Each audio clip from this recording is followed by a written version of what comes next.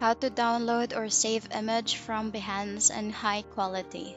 Hi there, in this video we will learn how to download these images like these examples that we have here on our screen that is from Behance, and we will be downloading this in high quality.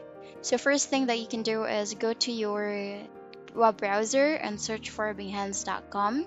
What you will look for is what you need to do first is to sign in into your Behance account so that you'll be able to start downloading or saving the images from this platform. Once you have fully downloaded or once you have fully logged in from your Behance account, what you can do is you can just browse for an image that you want to download in this platform. So you can actually choose on depending on what type of image you are looking for